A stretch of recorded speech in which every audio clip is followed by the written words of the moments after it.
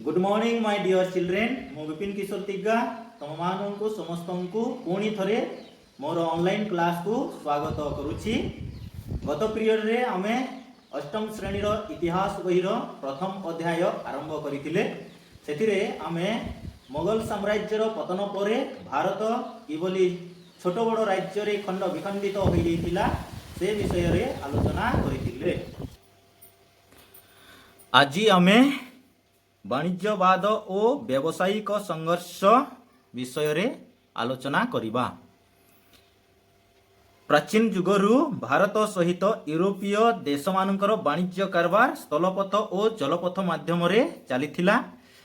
आरबीय बणिक माने जिनिस पत्र किनि नै रोम बणिक माननकु विक्रय करुथिले।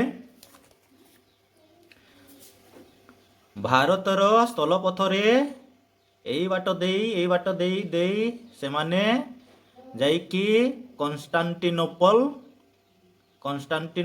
रु यूरोपीय बणिक माने पुणी ताकु नहीं से माने रोम को बिक्री करुथिले एवं सेठारु यूरोपीय बणिक माने चढ़ा दर रे पश्चिम यूरोप रे निजर व्यवसाय करुथिले। 1453 ख्रीष्टाब्द रे तुर्की माने कन्स्टान्टिनोपल अधिकार कला परे भारत और यूरोप मध्य वाणिज्य कारबार बाधा प्राप्त हैला। कन्स्टान्टिनोपल को तुर्की माने अधिकार कले फल रे सेई बाट देई जिनिस पत्र आउ यूरोप को जाई पारिला नाही। तेणु यूरोपीय माने भारत को सीधा सलख भाव रे किभली वाणिज्य व्यवसाय करि पारिबे से नहीं प्रचेष्टा आरंभ करिदेले एवं पोर्तुगीज रो नाविक माने प्रथमे भारत को आसी यूरोपीय मानकर यही उद्देश्य को सफलमंडित करिथिले। पोर्तुगीज रो नाविक भास्कोड़ा गामा ये होचंती भास्कोड़ा गामा से 1498 ख्रीष्टाब्द रे उत्तमाशा अंतरीप पार होई भारतर पश्चिम उपकूलस्थ कालिकट आज ताहाकू कोझिकोट कहा जाए सेठारे से पहुंचिले। ए ग्लोब को देख मो से क्यों बाट देई आसीथिले ताहा तुम माननकू देखाउछि। एटा होछि पोर्तुगाल। ए छोटिया देश पिंक कलर से होछि पोर्तुगाल देश। पोर्तुगाल रु भास्कोड़ा गामा बाहरी निजर जहाज रे आफ्रिकार कूल कूल देई कुले कुले आसिकी आफ्रिकार दक्षिण अंतरीप को पहुंचिले। सेठारु से पूर्व को जाई भारतीय बणिक मानक सहायता रे से कालिकट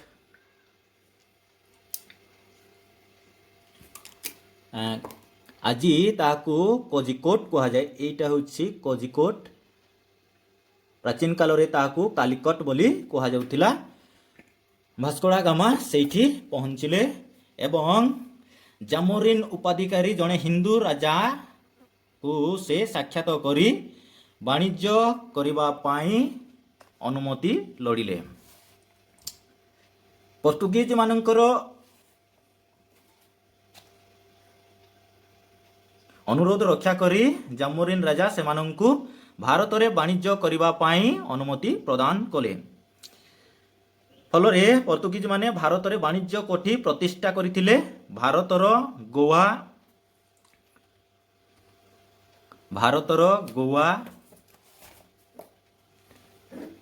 एडा होछि भारतर गोवा डामन एटा होछि डामन ड्यू ता पाखरे ड्यू एटा होछि ड्यू एटा होछि डामन एटा होछि गोवा डामन ड्यू गोवा बॉम्बे आज ताको मुंबई कहा जाउछि।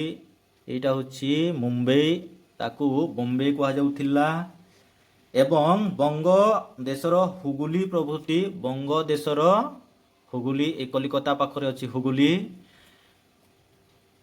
ठारे निजर ବାଣିଜ୍ୟ କୋଠିମାନ ନିର୍ମାଣ କଲେ। ଭାରତରେ ପର୍ତ୍ତୁଗୀଜ ଅଧିକୃତ ଅଞ୍ଚଳର ଗଭର୍ଣ୍ଣର ଭାବେ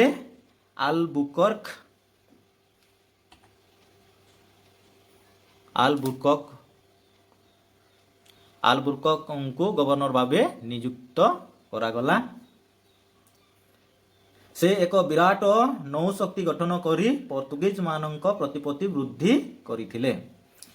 ସପ୍ତଦଶ ଶତାବ୍ଦୀର ପ୍ରଥମ ଭାଗରେ ପର୍ତ୍ତୁଗୀଜ ମାନେ ଜଲଦସ୍ୟୁ ବୃତ୍ତି କରି ଓ ଅନ୍ୟ ଦେଶର ବାଣିଜ୍ୟ ତରିକୁ ଲୁଣ୍ଠନ କରି ନିଜର ବ୍ୟବସାୟ ପ୍ରସାର କରିଚାରିଥିଲେ। ଏହା ସହିତ ସେମାନେ ଭାରତୀୟମାନଙ୍କୁ ଖ୍ରୀଷ୍ଟ ଧର୍ମରେ ଦୀକ୍ଷିତ କରାଇ ଖ୍ରୀଷ୍ଟ ଧର୍ମର ପ୍ରସାର ମଧ୍ୟ କରିଥିଲେ। ଏହାକୁ ମୋଗଲ ସମ୍ରାଟମାନେ ନାପସନ୍ଦ କରିଥିଲେ ଏବଂ ସେମାନଙ୍କୁ ବାଧା ଦେଇଥିଲେ। ଶେଷରେ ଇଂରେଜ ଓ ଡଚ୍ ବା ଓଲନ୍ଦାଜମାନଙ୍କ ସହିତ ତାଙ୍କର ପ୍ରବଳ ପ୍ରତିଦ୍ୱନ୍ଦ୍ୱୀ ହୋଇଥିଲା ଏବଂ ସେମାନଙ୍କର ଅନେକ ଗୁଡ଼ିଏ ବାଣିଜ୍ୟ କୋଠି ହରାଇବାକୁ ପଡ଼ିଥିଲା। କିନ୍ତୁ ସେମାନେ ଗୋଆ, ଡାମନ ଓ ଡିଉକୁ ନିଜ ଅଧୀନରେ ରଖିଥିଲେ ଏବଂ ଭାରତ ସ୍ୱାଧୀନ ହେଲା ପରେ ମଧ୍ୟ 1961 ପର୍ଯ୍ୟନ୍ତ ସେମାନେ ଏହି ଅଞ୍ଚଳ ଗୁଡ଼ିକୁ ନିଜ ଦଖଲରେ ରଖିଥିଲେ। ଏହାପରେ ଦ୍ୱିତୀୟ ଦେଶ ଭାବରେ ହଲାଣ୍ଡ ଦେଶର ନାବିକମାନେ ଭାରତକୁ ବାଣିଜ୍ୟ ବ୍ୟବସାୟ କରିବା ଉଦ୍ଦେଶ୍ୟରେ ଆସିଥିଲେ। ହଲାଣ୍ଡ ଦେଶର ଲୋକମାନେ ଏବେ ତାହାକୁ ନେଦରଲ୍ୟାଣ୍ଡ କୁହାଯାଉଛି। ଏବେ ସେଇ ଦେଶକୁ ନେଦରଲ୍ୟାଣ୍ଡ କୁହାଯାଉଛି। ଏଇ ଛୋଟିଆ ଦେଶ ହେଉଛି ନେଦରଲ୍ୟାଣ୍ଡ ଦେଶ। ପ୍ରଥମେ ତାହାକୁ କୁହାଯାଉଥିଲା ହଲାଣ୍ଡ ଦେଶ। ଆଉ ସେଠାକାର ଅଧିବାସୀମାନଙ୍କୁ ଇଂରାଜୀରେ ଡଚ୍ ଓ ଓଡ଼ିଆରେ ସେମାନଙ୍କୁ ଓଲନ୍ଦାଜ ବୋଲି କୁହାଯାଏ। ସେମାନେ 1602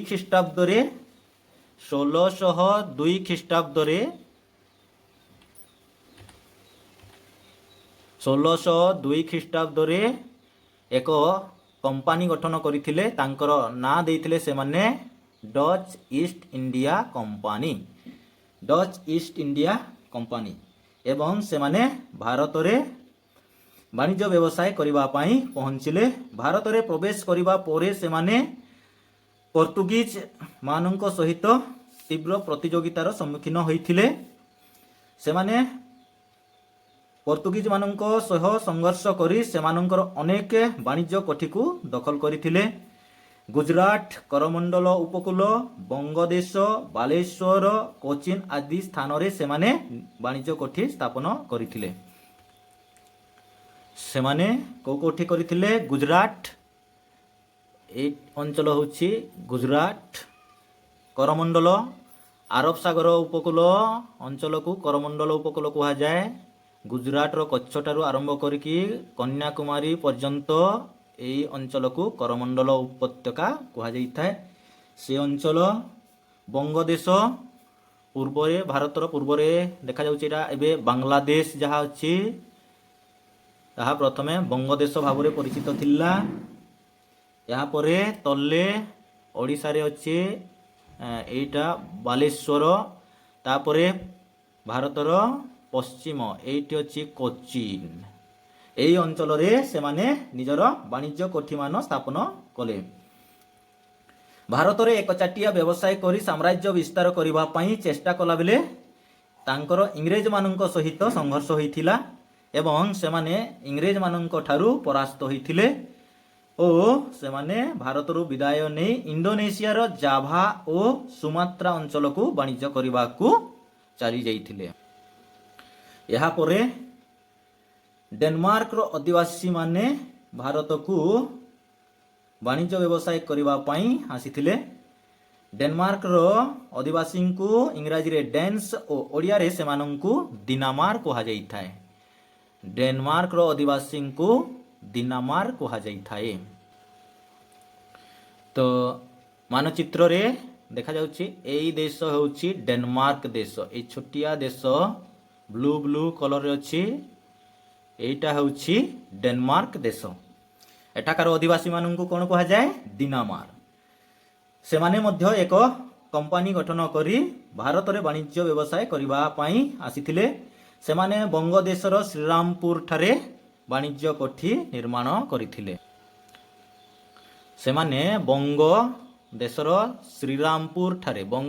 ଶ୍ରୀରାମପୁର ଠାରେ ନିଜର ବାଣିଜ୍ୟ କୋଠି ନିର୍ମାଣ କରିଥିଲେ। ପରେ ଇଂରେଜମାନଙ୍କୁ ସେମାନଙ୍କ ବାଣିଜ୍ୟ କୋଠି ବିକ୍ରୟ କରି ଭାରତରୁ ବିଦାୟ ନେଇଥିଲେ। ପରେ ସେମାନେ ଇଂରେଜମାନଙ୍କୁ ତାଙ୍କର ଏକମାତ୍ର ବାଣିଜ୍ୟ କୋଠି ଶ୍ରୀରାମପୁରକୁ ବିକ୍ରି କରି ସେମାନେ ଭାରତରୁ ବିଦାୟ ନେଇଥିଲେ। ତ ଆଜି ପାଇଁ ଆମେ ଏତିକି ପଢ଼ିବା। ତ ତମମାନଙ୍କ ପାଇଁ ଆଜିର ପ୍ରଶ୍ନ ରହିଛି, ରେଖାଙ୍କିତ ଶବ୍ଦ ଗୁଡ଼ିକୁ ନ ବଦଳାଇ ଭ୍ରମ ସଂଶୋଧନ କର। କ. ଭାସ୍କୋଡା ଗାମା ଆମେରିକା ଆବିଷ୍କାର କରିଥିଲେ। ଖ. ଡେନମାର୍କର ଅଧିବାସୀଙ୍କୁ ଓଲନ୍ଦାଜ କୁହାଯାଏ। ଗ. ଦିନାମାର ମାନେ ବଙ୍ଗ ଦେଶର ହୁଗୁଲିଠାରେ ନିଜର ବାଣିଜ୍ୟ କୋଠି ନିର୍ମାଣ କରିଥିଲେ। 2 ନମ୍ବର ପ୍ରଶ୍ନ ଉତ୍ତର ଲେଖ। ପର୍ତ୍ତୁଗୀଜମାନଙ୍କ କେଉଁ ବାଣିଜ୍ୟ କୋଠି ଗୁଡ଼ିକ ଭାରତ ସ୍ୱାଧୀନ ହେବା ପରେ ମଧ୍ୟ ସେମାନଙ୍କ ଅଧୀନରେ ଥିଲା? ଖ. ତୁର୍କୀମାନଙ୍କ କନଷ୍ଟାଣ୍ଟିନୋପଲ ଅଧିକାର ପରେ ଭାରତ ଓ ୟୁରୋପ ମଧ୍ୟରେ ବାଣିଜ୍ୟ କାରବାରରେ କି ପରିବର୍ତ୍ତନ ହେଲା? ଗ. ଡଚ୍ ଇଷ୍ଟ ଇଣ୍ଡିଆ କମ୍ପାନୀ କେବେ ଗଠିତ ହୋଇଥିଲା? ପ୍ରଶ୍ନ ନମ୍ବର 3, ଭାରତର ରେଖାଚିତ୍ର ଅଙ୍କନ କରି ସେଥିରେ ଗୋଆ, ଡାମନ, ଡିଉ, ବମ୍ବେ, କୋଚିନ ଓ ବାଲେଶ୍ୱର ସ୍ଥାନ ଗୁଡ଼ିକ ଦର୍ଶାଅ। ତ ଆଜି ପାଇଁ ଏତିକି। ସମସ୍ତଙ୍କୁ ଧନ୍ୟବାଦ।